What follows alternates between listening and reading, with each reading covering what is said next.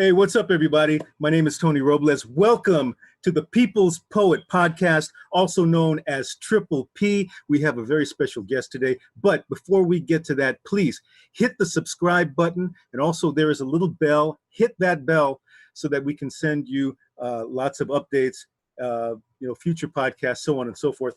Today's guest is a writer, and she's somebody that I had the privilege and joy of meeting at the Filipino American International Book Festival back in 2018.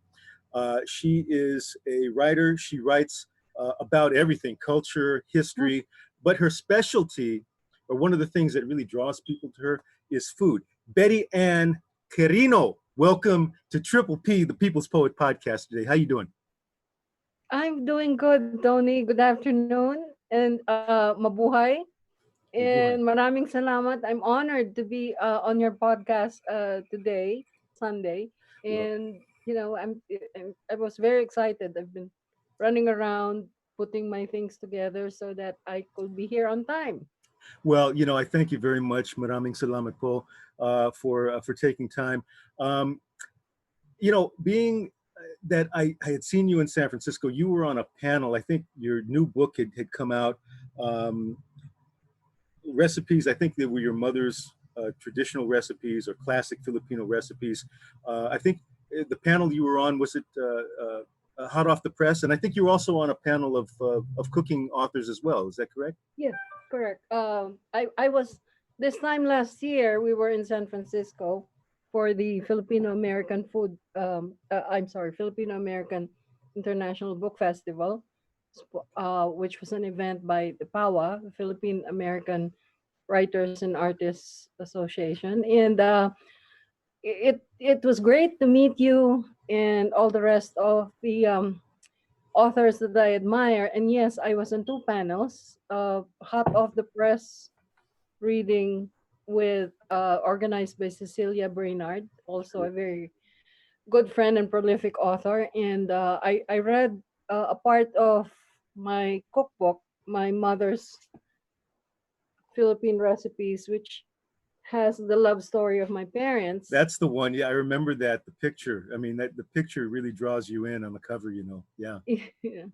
And then I was on a cookbook authors panel organized by Lisa Melnick with Yana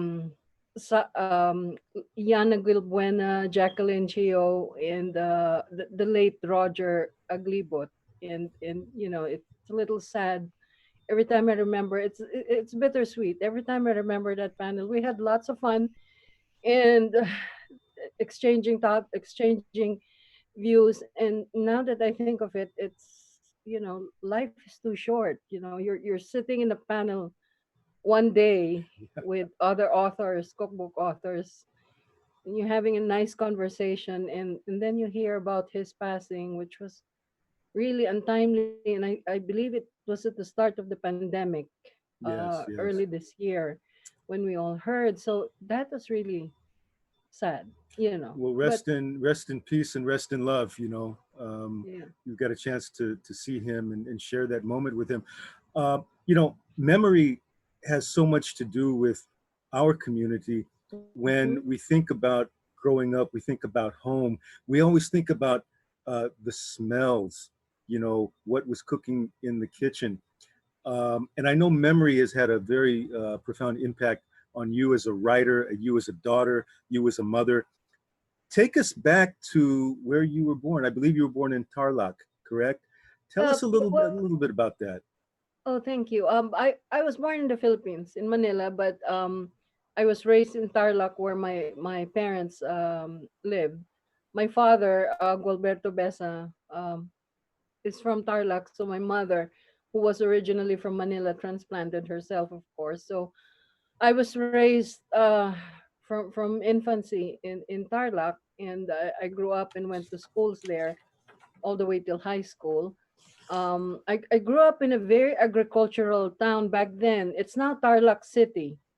And by the way, I'd like to say hello to all my kabalens back in Tarlac, and it it's true. It takes a village. I grew up in a very agricultural town that was quite rural. You know, my father was a farmer by profession and at heart, and we all I remember is that everything we had on the table for our meals came from produce that he had grown. Our backyard was surrounded by coconut trees, fruit trees, and even had a little poultry and a little piggery in the back of our house. There were even cows in Gansa, geese. You know, I was afraid of those. They used to run after me. Um, and you know, it was a very rural agricultural setting that I grew up in. And my father also would go to the farm, family farm, and he used to bring me when I was a little girl. I would ride with him in his jeep. You know, the old Willis Jeep style. Yeah, that kind. And I remember looking at with him at the mangoes if they were already ready to be harvested, and he showed me how mangoes are harvested. He showed me what the good mangoes are and what the bad mangoes are. You know, that was life for me. And we were actually not allowed to eat junk food between meals. That was my father's rule. It was always food that was on the table had always to be from the backyard or the farm. You So mentioned it that was so I think you'd mentioned that you had something called the sunket, which yeah, the was sungkit. like some kind of an implement that had a thing attached to it that would catch Yeah. the fruit. It actually looks like the you know the lacrosse. Have you seen lacrosse Yes, player? yes, yes, Yeah, yeah. it looks like a long stick that has that lacrosse I'm not a player, but you know that net at the end. And we used to because when I was a little girl, I remember being 3 years old, 4 years old, 5 years old, going with my father and he was tall, so he sometimes he would I would hold the sungkit and he would raise me. You know, he would raise me. He will carry me in his arms, and I will try and sungkit. You know, whatever fruit was in season, whether it was guavas or atis or um duhat or lumboy. Those were or limes or suha. Those were things that were grew in our backyard. It was you know it was farm to table before farm to table became a buzzword and trendy these days. So you know You, that was the kind of life I grew up in. you know, that was beautiful because, there was a poet named, I don't know if you're familiar with Jeff Tagami. He was a poet from Watsonville in the Valley here in California.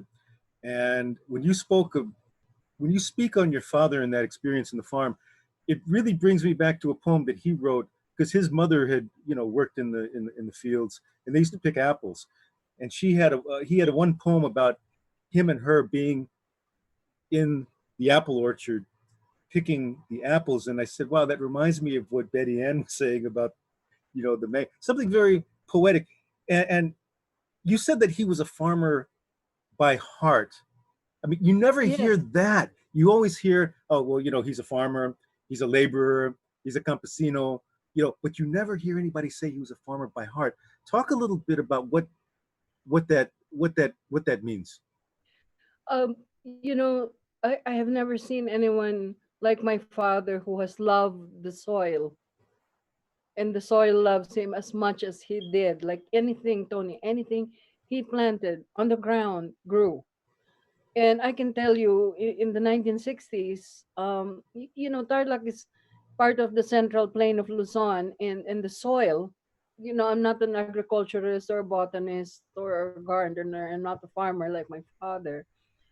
But the soil was very barren and dry and arid. That's what I remember. And the sun was so hot. So he was always talking about proper irrigation.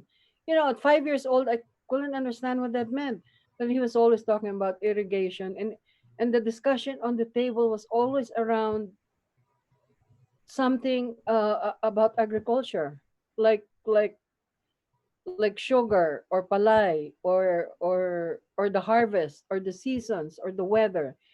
And it upset him always if there was a typhoon coming, and he was the kind of person, not only did he love the soil, he was one of those, he's that kind of farmer that he could tell just by standing outside and sniffing the wind. He could tell if rain was coming. Wow. This was before the Weather Channel, and we didn't have that in the You Philippines. already had, but he had you already had the Weather Channel back then. Your Yes, Daddy father, would he knew, know. right? Yeah. No, and then the skies weren't even dark. So I was wondering, what the heck is he talking about? The sun was out, and he would look up and say, "It's about to rain. Go inside." He will tell me, "Huh?" And I'm thinking, why? The sun is out. He's that kind. And another thing about farming, not only did he was uh great at experimenting and innovating and trying something new. Not only did Daddy plant produce in season, Philippine vegetables and fruits. He also experimented, and there's a part I don't know where he got the seeds.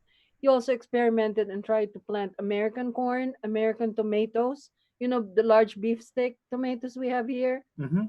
He planted those and was successful. He planted broccoli before anyone planted broccoli, I guess, in Tarlac. He planted cauliflower, things that thrive in Baguio, because it was colder in Baguio. For some reason, he was able to, corn, American corn, he was able to do that successfully. And he was able to do that in our backyard, on soil that was like as dry as anything, as grayish dry. So I, he I don't had, know how he did that. perhaps it may have been some knowledge that, some intuitive knowledge or some, ancestral knowledge, you know, that From, was I passed guess, on. from his mother. Yeah. That's what I heard from the family, Hmm. because my father was one of five siblings, six actually. One died during the war, and their mother was widowed at an early age, and farming was, women didn't work at that time, and farming was the only way she was able to raise her brood, her children, and I guess it passed on to my father. It was very interesting. There was a discussion a couple of days ago, and by the way, we are in Filipino American History Month this month in Yes. October. But we're Filipinos, Filipino Americans, 365 days a year. But there was a discussion on Zoom with members who are a little older now, members of the Filipino American Bridge generation who would be in their 70s and 80s right now. One of them, his name is Peter Jamero, and he lived in the campo, lived on a farm. And the name, I forget where he lived, but um, one of the things he said was during the Depression years, there was a lot of scarcity, but being on the farm, being able to grow their own food, there was self-sustaining. They were able to eat, and being farmers and be able to grow things for themselves. There's a dignity in that. Um, God, I can't believe I forget the name of the. Well, it'll probably come back to me. It'll It'll come come back to me back. tomorrow morning. Now your mother was a city girl. You said she was in Manila, so tell us about that, because that must have been a transition for her to go Yeah. from the city to the country. Oh yeah. She never stopped telling us that. We My mother, Lourdes Reyes, everyone called her Lulu Reyes, married my father, Gualberto Besa, and they met after the war. They met in 1952 in Tarlac. My mother was a city girl, and it was post-war, and she was a sort of philanthropist, social worker combined. Charity work was what defined my mother, and she was good at raising funds, soliciting funds for various projects, and most of them were faith centered, Catholic.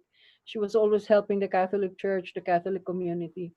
So she had organized ILAC, YLAC, which was an acronym for the Young Ladies Association of Charity, and she had co-organized that with the late Miss Baby Quezon, the daughter of President Manuel Quezon. Okay, they were good friends, and they had organized that, and the core of that organization was not just charity but Christian values, and they were trying to introduce in public schools all over the Philippines prayer and faith-based education, because well, that was the anyway, that was the background of the story. So my mother went to Tarlac by herself to organize the Tarlac chapter of ELAC, uh, you know, rallying together young ladies, young women. And at the time in 1952, there were no hotels in the area, and of course, values were different. A young single woman does not stay alone in a hotel, even if there was one. So she had a family friend in Manila who introduced her to the Besa family in Tarlac and told her there is a lawyer, Attorney Tomas Besa, who has he and his wife have a large home, and you could stay there. I've already contacted them. Okay, this was my uncle, my daddy's brother. So my mother stayed in Tarlac at the home of Tomas Besa and his wife Esperanza. She stayed there for a long weekend while organizing all the young women in Tarlac. She did not know that Attorney Tomas Besa had a handsome bachelor brother. Okay, this is like the Bachelor 1952. Right, right. Okay, and my father, being a farmer, my father was the most down to earth person, Tony, you could ever meet. No pretensions, nothing. What you see is what you get. Um, he had been a bachelor for a long time. They were already in their 30s when they met, which at that time was late for marriage. And my father had resigned himself to being, a matandang binata, and my mother had resigned herself to being a spinster until they met in Tarlac. And something happened that weekend. You know, uh, they met and they like each other, but of course, you know how Filipinos are. Filipino women don't show that. You know, you have to play hard to get sometimes. So as mommy was leaving Tarlac after the long weekend, she had organized her group and everything. Mission accomplished. She was loading her suitcase into the car and getting ready to leave for Tarlac. I mean, for Manila, 3 hours drive. Mr. Gualberto Besa arrives on the driveway. And this is funny because I tell you, my father is very shy, very down to earth, and mommy said he never talked to her the whole weekend. Like he just looked at her. Uh, and then he arrives just as she was leaving, and he said to her, "I have a gift for you." Okay, now this is Manila girl, and she's used to suitors who bring her roses and chocolates and greeting cards and everything. And he said, "I have a gift for you," and he gave her a sack of bigas, of rice. It was a sack of Milagrosa rice, and he proudly said to her, "It's my first harvest." And if anyone knows farming or agriculture, and the first harvest is supposedly the best. And if it's Milagrosa, it's also the best variety ever. Oh, my mother was so impressed. And it to her it was just thrilling because no suitor had ever given her a sack of rice. It's always roses and chocolates. She was intrigued, and he asked, "Can I come visit you in Manila?" And she said yes. That's courtship 1950s. No text messages, no nothing. Everything was by mail. And he said, "Well, I'll write you." I'll let you know when I'll ask you when I can come. So that's how they met. A year after they were married, and that was their love story. And I came along a few years after, and my sister later on, and and that was our life in Tarlac. It was quiet, and a lot of people now say how idyllic it was. Tony, you don't really know when you're living in the moment. You don't really say to yourself, "Oh my God, this is beautiful. This is my life. I love my." No, we don't really realize that until later on. That it was the best that my parents could give us, and it was wonderful. Now that I think of it. Well, from what you said, there, the values were very deep, and it it really looks like, you know, honor and respect was, lived through that. It was a very, very big thing, very important. Um, now she was a city girl, and he was from the farm. Um, just, speaking a little bit more about your mother, I know she's impacted your current your work, impacted your writing, impacted many, many things. Um, I know that there was a part of her that endured a lot of hardship, and she was very brave in many, many ways. If you wouldn't mind, maybe just speaking a little bit on that, and maybe how how that bravery lives in you. You know, how you maybe have learned from example of your mother. I'm not as brave as her, Tony, and now that I think about it. I think about it every day, even more now, with the pandemic, with what's going on in the whole world. I always wonder every day that I wake up. My God, what would mommy do today? How will she face it? Not that I'm directly affected. Thank the good Lord, but I can't imagine the fear and that my mother went through. She was orphaned. Her father died at a very early age. Her father died when she was 5 years old. So she was raised. She and her brothers were raised by a widowed mother. At that time, um, in the 1930s, women could not work. So I can't imagine how my widowed grandmother did that, successfully raised children. The men became lawyers, but my mother was very attached to my grandmother, to mama. She kept calling my grandmother. She was very close to my grandmother. They were tight, very, very closely attached to the hip. um my mother devoted her life to, it was in her nature to help others. Compassion was second nature to her. Empathy was second nature to her.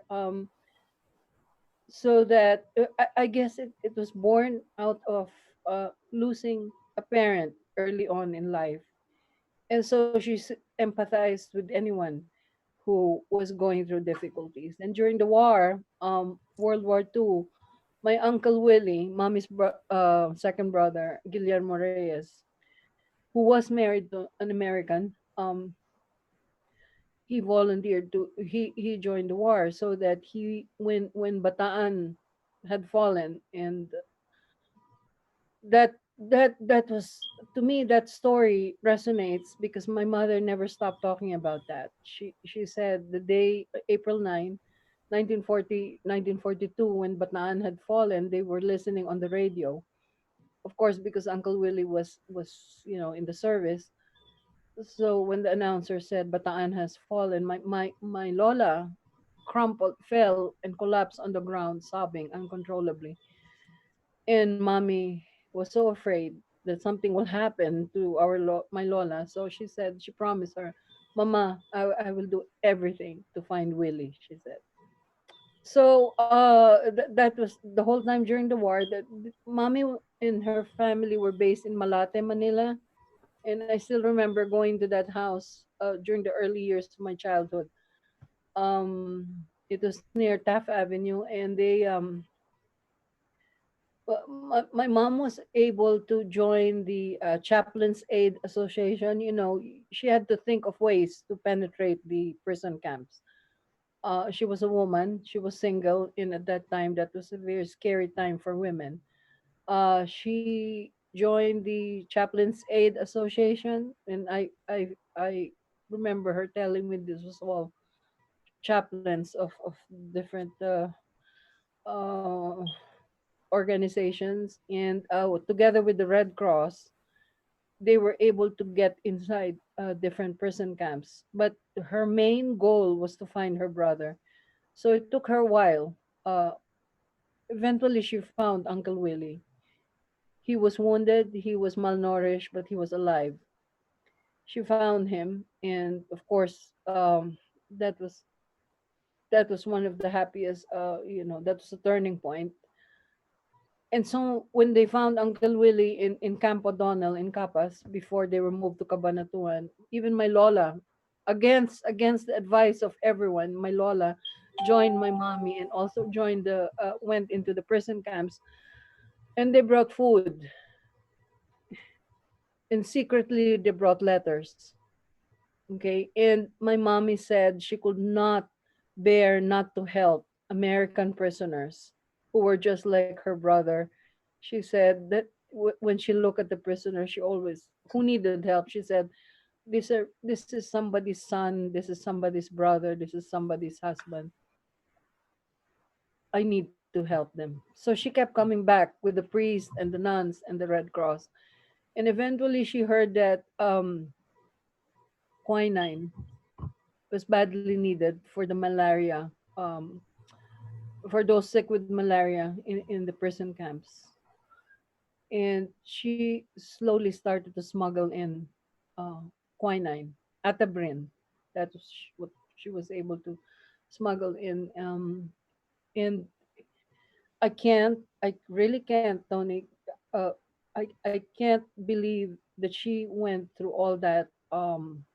She risked her life. She knew what would happen if she got caught, and she just did it. After the war, you think nothing worse could happen. So the liberation happened, and then the Battle of Manila happened February 1945, and their house in Malate was bombed to the ground. Like, imagine where you are now, and one day bombs are falling all around you.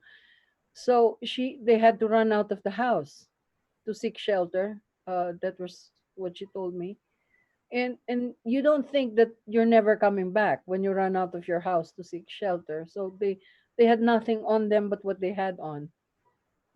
House clothes, slippers, and not even time to grab a purse because bombs were falling all over. And their house in Malate was just burned to the ground.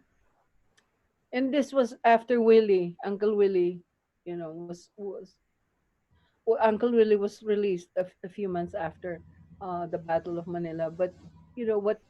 When I found one of Mommy's writings, old writings, and something clearly resonates. And to this day, that's what keeps me going, because she said in her letter, everybody during the war, everybody lost some family member, and I thank God that we may have lost our house and everything we have and own, but all of us are intact. My brothers are here, my mama is here, she said, and that's all we need right now.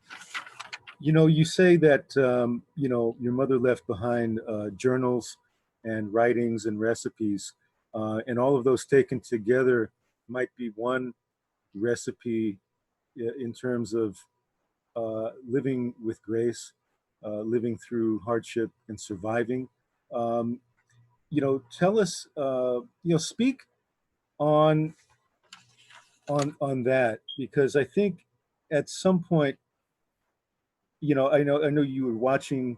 your mother, she had to make 3 meals a day, and it was hard to do that. You had Yes. these big pots, things had to be marinated. Why don't we start off with the clean kitchen and the dirty kitchen? Okay. Tell us Yeah, about that. there's always in Philippine homes, there's always two kinds of kitchen, the clean kitchen and the dirty kitchen. The clean kitchen in our house was yellow, everything, the walls, the tiles, the counters, even the accessories, kitchen gadgets were all yellow. That's mommy's favorite part. And I was only allowed there if I promised to behave and not make a mess, as a child. My younger sister was 4 years younger than me. She being the baby, she will always what do you call this? Nanggugulo. What's the translation of that? She- not make a mess, but nanggugulo. So she was, half of the time she would be asked to leave.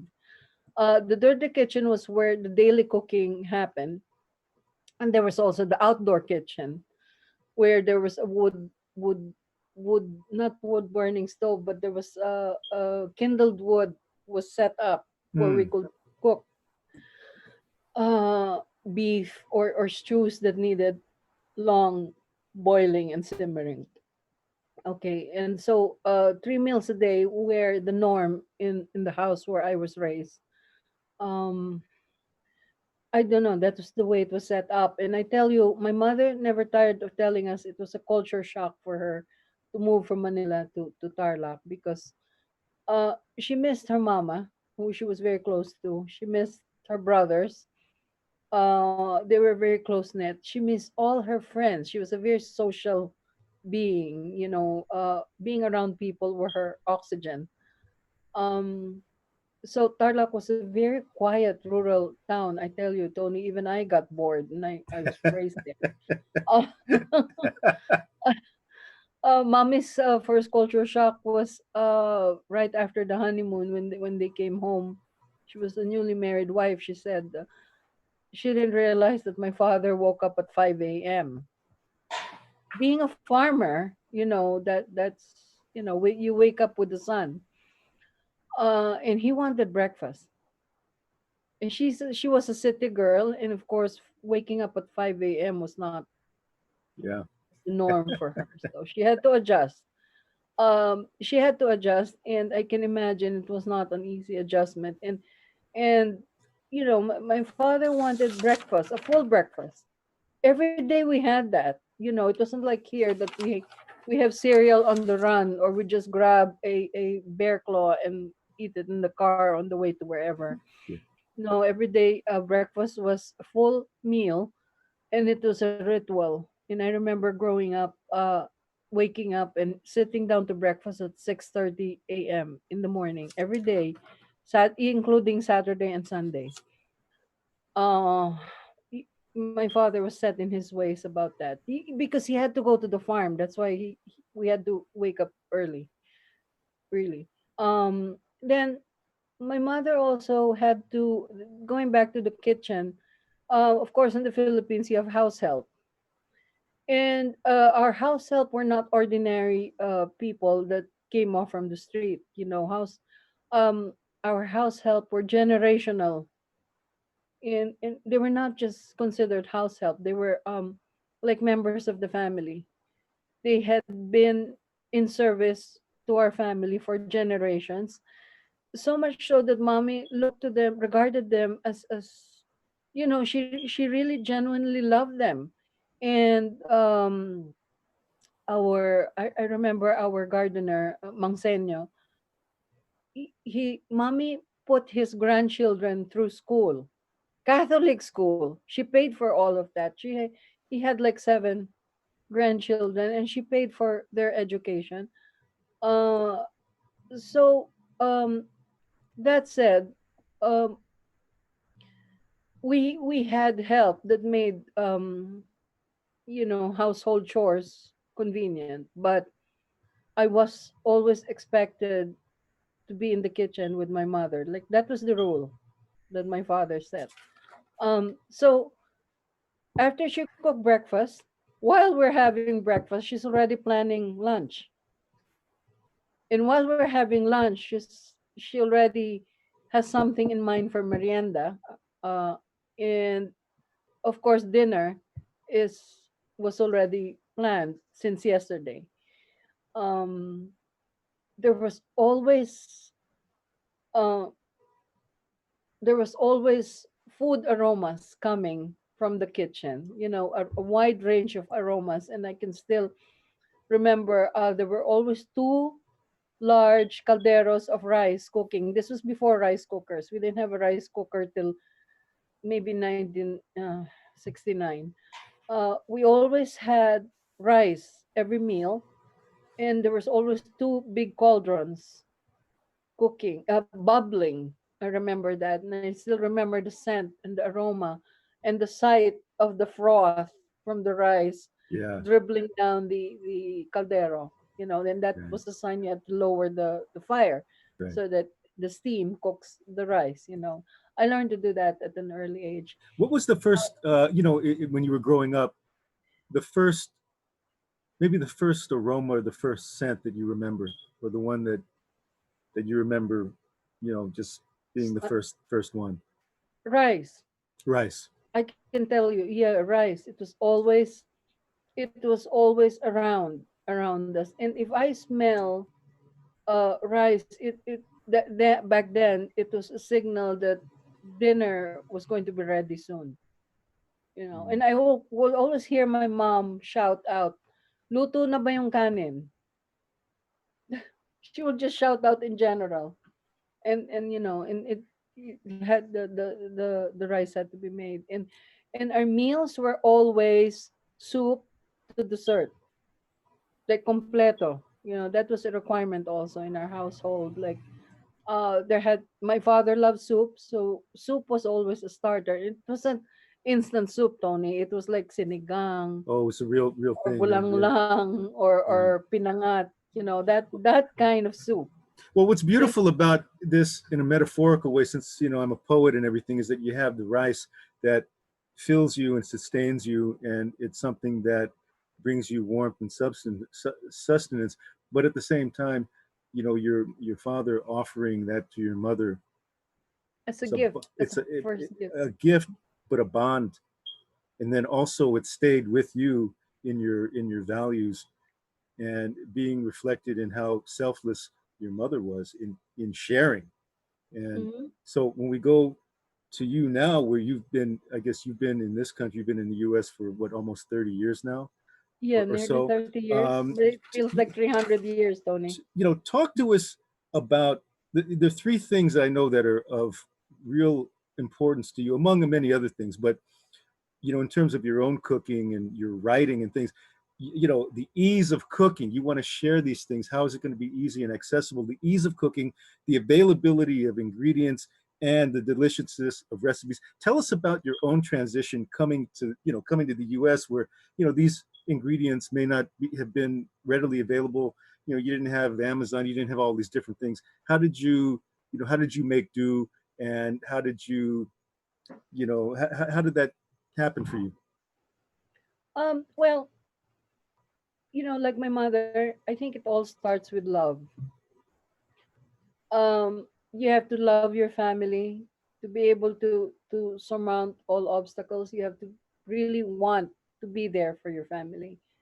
I think that's the first ingredient you need for any recipe of life. Yes.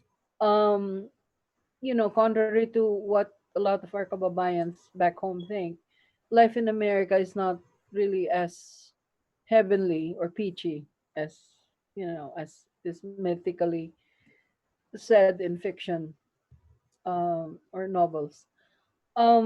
We moved here because it was a job opportunity that was offered to my husband, early 90s. So my youngest son was only 3, and we arrived when we arrived on the plane. He was still in a stroller, and that was hard for me because and my oldest son was only 6 years old, so a very rambunctious, active 6-year old. Coming to America, we were excited, of course. when you're from the Philippines and have never lived here, your thoughts of America are, Disneyland and snow and Yeah. and all that. It is, but it's not. Not all of it. And then it sunk in that I have and coincidentally, when we arrived in America, it was also October, but I didn't think of that associated with Filipino American History Month. I had to adjust. I had children to raise. I had work in Manila. I was a full-time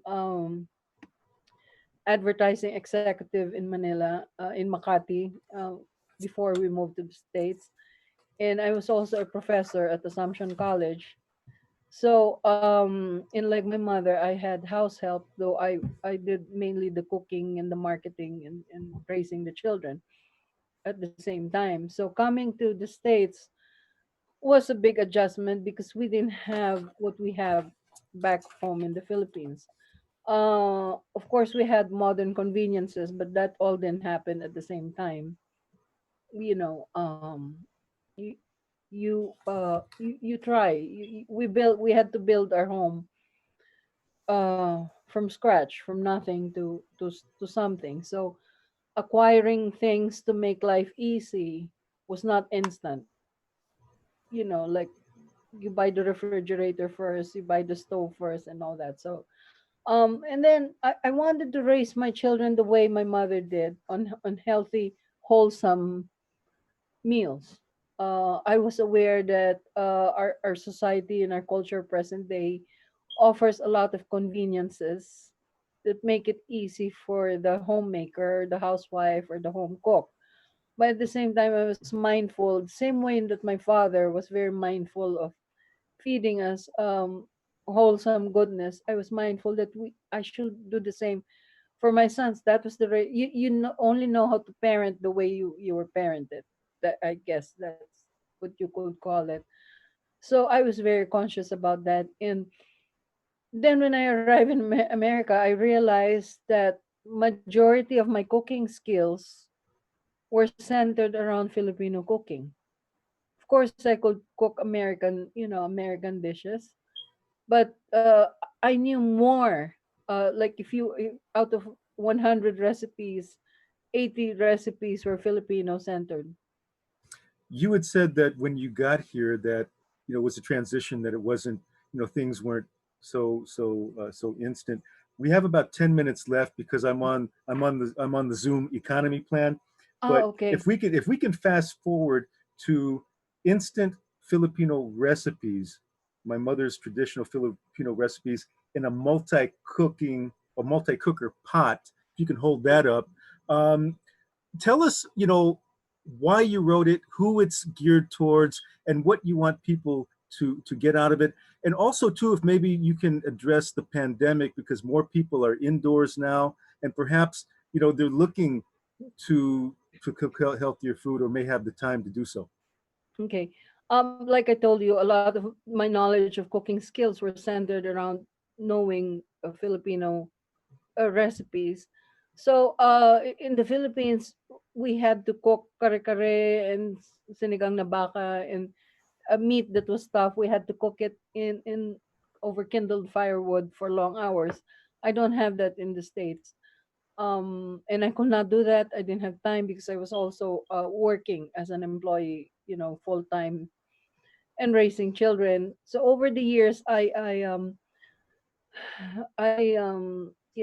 used the slow cooker a lot for cooking, as a kitchen appliance helper, and that was in the 90s. That was my big survival mode. Oh,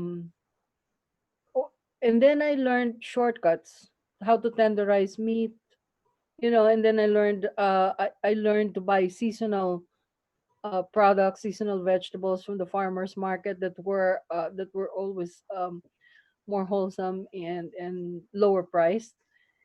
And then very recently, in the last 3 to 5 years, the instant pot, a multi cooker, an updated version of my mom's old pressure cooker was created. Um, I I self-taught myself how to cook that, and I was able to. I realized that a lot of Filipino cooking needs slow simmering to get the flavors enhanced, and to get the make the most out of the meat. And so I was able to cook things like kare-kare and tinola and sinigang and pesa, things that need even adobo, and steaming puto and conchinta and kakanins, and making custards like leche flan. Oh, I realized that the instant pot was my kitchen helper. So I bought two, Tony. Yeah. One for main dishes and the other one for side dishes or desserts. And then, because I'm a member of the International Association of Culinary Professionals, IACP, during one of our conferences, one of my friends, food writer Diane Jacob, asked me, "There's no Filipino cookbook on instant pots. Why don't you write one?" She said. Oh, I said, I didn't think of that. This was in 2018. And so I did. And I was able to, and this is the one. It was published in 2018, and Wow. I was Yeah. able to transform.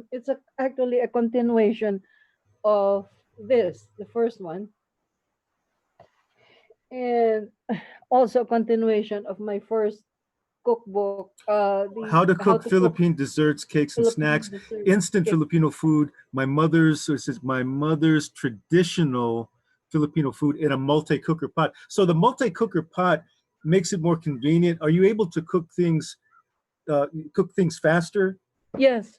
In fact, multi-cooker pot is the generic name of the instant pot. Instant pot is the brand, and I did not have the, I didn't have the legal license to use instant pot on the book cover, but I contacted the company that I was writing Filipino recipes, and so they said, yeah, okay. So I included the instant pot brand name inside. But this is basically what has happened.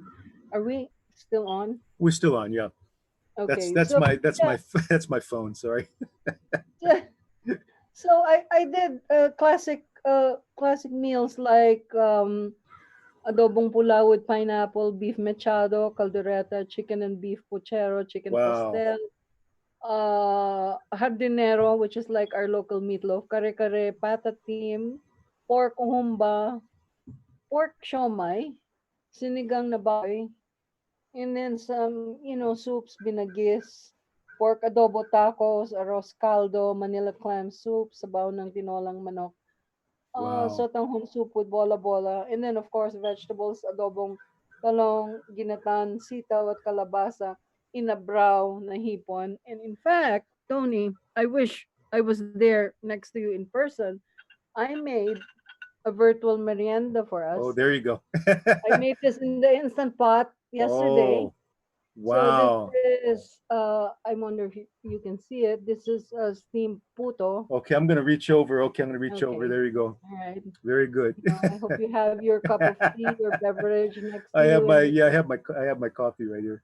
yeah, here, and some There we go. All right, cochinta. take that. Okay. You know, the Filipino kakanin takes, honestly, to be honest, it's delicious, but to be honest, it takes a while to make. Like if you were to make cochinta stovetop steam, takes a while. And in the Philippines, electricity is expensive, gasol is expensive. So and then here in America, you need time is of the element, and you need to cook things faster. And I was able to do it on the instant pot. So yeah, so here Okay. I offer to all That the. looks that looks fantastic. We're going to have to wrap up. I would like to get your permission, however, to do a part two with you at a Oh yeah. later date. Maybe within the next couple of days, we can do a part two because I think we're ending way too early. Again, I'm on the economy schedule here with Oh, I Zoom. totally But understand. again, Betty Ann Quirino, a writer, had worked a long time in advertising. Is also a teacher in languages. And also is a blogger. You have That's your website, is that correct? Yeah, it's asianinamerica.mag.com. And every week I feature new recipes. Um, Not just Filipino recipes, Asian recipes, American, American cooking of an Asian housewife in my American kitchen.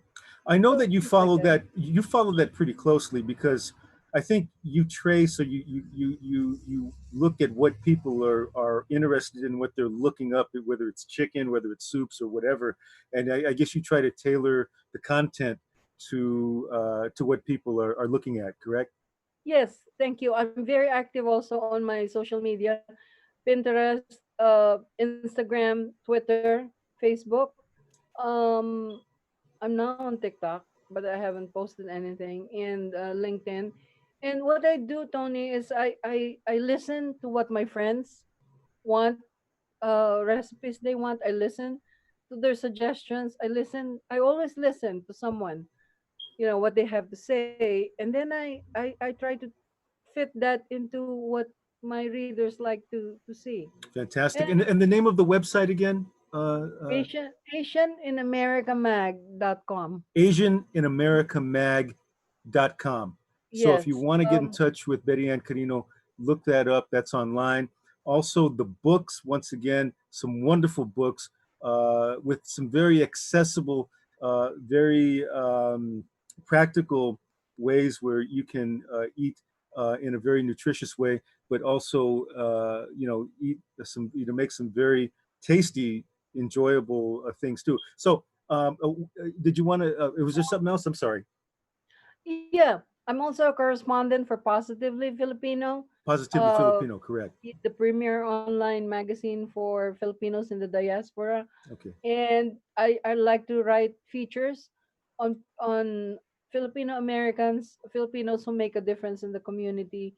So please just follow me on Positively Filipino. I also share my recipes with the Happy Home Cook there. Will do. And Um, to our audience again, Betty Ann Quirino is a correspondent on Positively Filipino. That comes out once every few every weeks. Wednesday. Yeah, so there's been a lot of wonderful articles by a lot of wonderful contributors. If you could leave us with the last word, Betty Ann, give us again. There's many recipes. There's a recipe for life. What is the most important ingredient in your recipe as you live your life? The most important thing is love, Tony. Yeah, yeah. You start with love and everything falls into place. And Um, love in Tagalog.